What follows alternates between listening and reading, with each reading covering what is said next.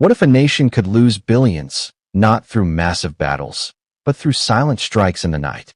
No fighter jets roaring overhead, no missiles lighting up the sky. Just small, nearly invisible machines, flying hundreds of kilometers, striking with precision in just days. Ukraine has done exactly that. The IT has turned one of Russia's most secure economic lifelines into a critical weakness. The Baltic Sea, once considered untouchable, is now under attack. And what's being targeted isn't just infrastructure. It's the financial engine behind Russia's war. Russia's strength in this conflict doesn't just come from weapons or manpower. That it comes from money, and that money comes from oil. Oil funds everything: military operations, weapons production, logistics, and supply chains. Without oil revenue, the entire system begins to strain. For decades, Russia invested heavily in building a powerful oil export network, especially across the Baltic region. This network includes massive refineries, storage facilities, and key export terminals that ship oil across the world. Among the most important, the Crippled refinery, a major processing hub, Primorsk port, one of the largest export terminals. U.S. Teluga port, a critical gateway for global energy markets. Together, these formed a strategic triangle, a lifeline that pumped millions of barrels of oil daily. For years, Russia believed this region was safe, far from active battle zones, protected by layered air defenses, difficult to reach using traditional military methods. Missiles were expensive, aircraft risked interception. Ground sabotage was nearly impossible. The Baltic infrastructure remained largely untouched. It became a safe corridor, a reliable artery of revenue. But that safety was an illusion. The drone era in Ukraine changed the rules of the game. Instead of relying on expensive, traditional systems, it turned to drones, cheap, adaptable, hard to detect. These weren't simple surveillance drones. They were long-range strike platforms, capable of traveling deep into enemy territory, capable of flying low and avoiding radar systems, capable of striking with precision accuracy, and most importantly, they could be produced in large numbers. This meant Ukraine could launch repeated attacks, overwhelming defenses through persistence rather than power. Everything changed on March 26. In the early hours, the Crippled refinery became the first major target. At first, the night was quiet. Then came a faint buzzing sound.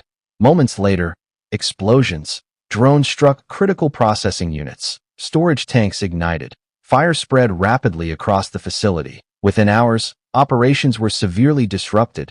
Production lines shut down. Fuel output dropped dramatically. This wasn't just physical damage. It was a strategic hit, cutting into Russia's ability to produce fuel for both domestic use and military operations. But Ukraine wasn't finished, because damaging production alone isn't enough to truly disrupt the system. You have to stop exports, and that meant targeting ports. Primorsk was next, a vital export hub handling enormous volumes of oil shipments. Drones hit fuel storage areas. Massive fires erupted. Smoke filled the sky, visible for kilometers. Shipping activity slowed to a crawl. Then came U.S. Teluga, even more critical than a cornerstone of Russia's export capacity. Multiple explosions rocked the port. Key loading infrastructure was damaged. Pipelines were disrupted. Operations were thrown into chaos. The strategy behind the STRIS, these weren't random attacks.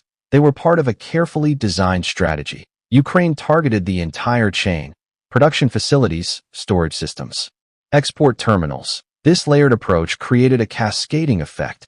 Damage at one point amplified disruptions at another. Even if some facilities remained functional, the system as a whole began to fail. This is what makes the campaign so effective, that it's not about destroying everything, that it's about targeting the right things. The 40 see the result? Staggering. Analysts estimate that these strikes have disrupted up to 40 of Russia's oil export capacity through the Baltic region. That's nearly half, gone in a matter of days. This isn't just a temporary setback. It's a structural shock that a system built over decades, suddenly under immense pressure. Economic consequences: oil is the backbone of Russia's economy. So when exports drop, the impact spreads quickly. Revenue declines, budgets tighten, financial strain increases. The government faces difficult choices. Military funding may be affected. Economic stability comes under pressure. Global markets also react. Oil prices fluctuate. Buyers grow cautious. Insurance costs rise for shipments. Risk increases across the entire supply chain. This transforms a military action into a global economic event. The defense problem point, one of the most surprising elements of these strikes, is how effective they've been. Russian air defenses were expected to protect these assets. But the repeated success of drone attacks suggests serious gaps. Possible reasons include overstretched defense systems, difficulty detecting low-flying drones, sheer volume of incoming targets. Drones don't need to be perfect. They just need to get through. And when multiple waves are launched, even strong defenses can be overwhelmed. A shift in modern warfare. This campaign represents something bigger than a shift in how wars are fought. Traditional power, tanks, jets, ships, is still important. But now, smaller, cheaper technologies can have massive strategic impact. Drones are changing the battlefield. They allow smaller forces to strike deeper, to hit critical infrastructure, to reshape the balance of power. And they do it at a fraction of the cost. The Baltic Sea, from strength to weakness for years, the Baltic Sea was Russia's advantage. A secure route for exports, a stable source of revenue. But now, it has become a vulnerability. A region once considered safe is now exposed. Every refinery, every port, every shipment is now a potential target. The bigger picture, this isn't just about oil, that it's about strategy. Ukraine is targeting the foundation of Russia's war effort. Not just its forces, but its ability to sustain those forces. By hitting economic lifelines, Ukraine is applying pressure in a different way, a slower, more calculated form of warfare. One that doesn't rely on direct confrontation, but on disruption. Conclusion, powerful ending. It took decades for Russia to build its Baltic oil network.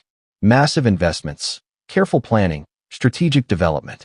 But in just a short time, that system has been shaken, not by massive armies, not by large-scale invasions, but by drones, small, precise, relentless. And now, the question is no longer whether these attacks matter. The question is, how far can this strategy go? Because if this level of disruption can happen here, then no critical infrastructure is truly safe anymore.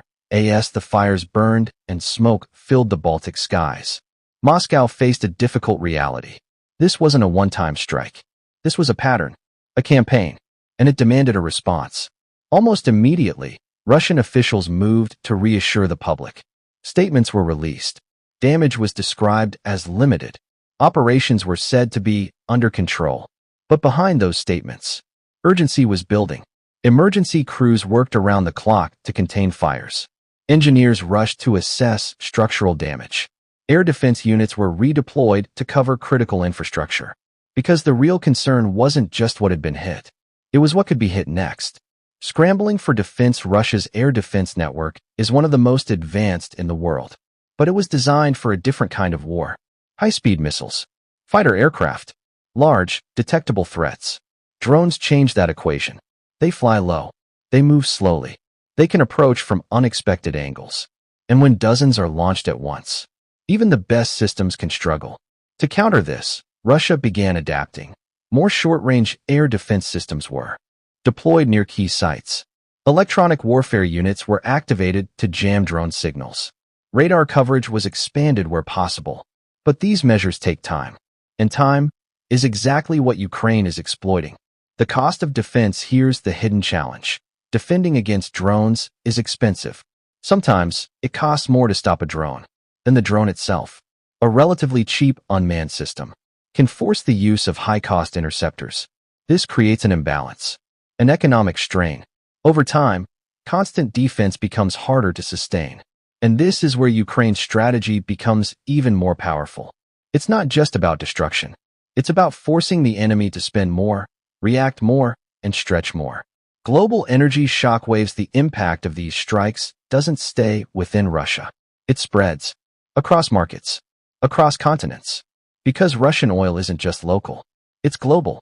When exports are disrupted, supply tightens, prices react. Even small disruptions can trigger large market movements. Traders begin to speculate. Buyers look for alternatives. Shipping routes adjust, and uncertainty grows. For countries dependent on imported energy, this creates pressure. For competitors, it creates opportunity. The shipping crisis ports like Primorsk and U.S. Teluga are not just facilities. They are gateways.